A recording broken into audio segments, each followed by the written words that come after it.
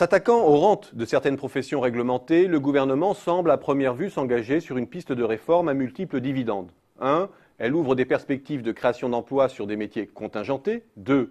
Via la concurrence, elle peut induire une baisse des prix des services favorable à la fois à la compétitivité des entreprises et au pouvoir d'achat des ménages. 3.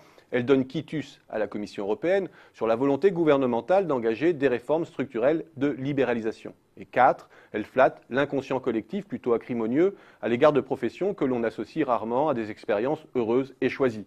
Notaires, huissiers, dentistes, etc. L'unanimisme des experts, des institutions internationales, de la presse et la cascade des chiffres qui étayent l'idée d'un hold-up organisé ont de quoi emporter l'adhésion. Mais je sais aussi qu'en économie, l'unanimisme n'est jamais très loin de l'idiotie collective. Méfiance donc. Méfiance d'abord à l'égard de chiffres qui déferlent en cascade sans la moindre vérification. Les professions réglementées, ce serait 235 milliards de chiffre d'affaires, 41 milliards de bénéfices, 1 million de salariés et 6,4% du PIB. Et une profitabilité record, selon le rapport non publié de l'IGF. Peut-être, mais en vérité, le périmètre est très flou. L'INSEE, pour sa part, dénombre 357 000 personnes occupées dans ces professions, en dehors de la santé, pour un chiffre d'affaires de 43 milliards d'euros. Un autre rapport plus ancien des mines estimait leur poids à 3 millions de personnes. Quant au fait de comparer la profitabilité de ces activités libérales à celle de la moyenne de l'économie, il faut aussi faire preuve de prudence. Le profit des activités libérales contient aussi une composante de rémunération qui peut fausser la comparaison avec les secteurs à dominante salariée.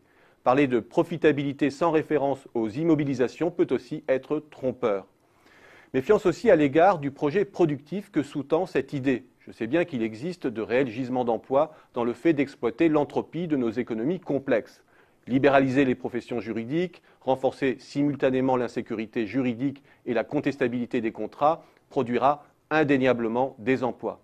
Ouvrir les professions médicales, greffer de la pub sur ces métiers, induire une insécurité sur la qualité produira là encore du chiffre d'affaires et des emplois en grand nombre.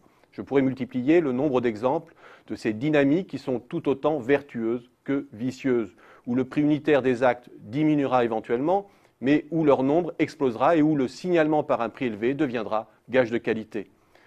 Je ne nie pas, bien entendu, que l'on puisse limiter certains abus et ajuster certains modes de tarification de ces professions. Mais cela ne doit pas nous faire perdre de vue qu'un projet productif porteur ne peut se bâtir seulement sur l'exploitation opportuniste de l'insécurité et du besoin de réparation qu'occasionne une activité économique non normée.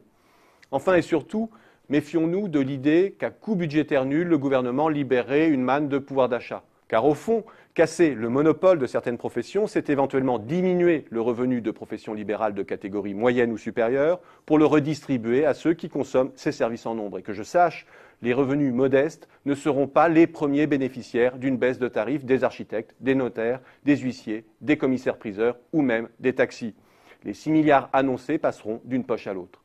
Et pendant ce temps, les vraies rentes problématiques, celles des stars de la finance, de la technologie, celles des grandes plateformes du net, continueront à siphonner notre consommation. Au final, on peut se demander si le gouvernement ne se trompe pas de combat en s'attaquant à de petites rentes, qui ne sont peut-être pas souhaitables, mais qui ont au moins pour vertu, durant la crise, de nous protéger contre une déflation généralisée des salaires.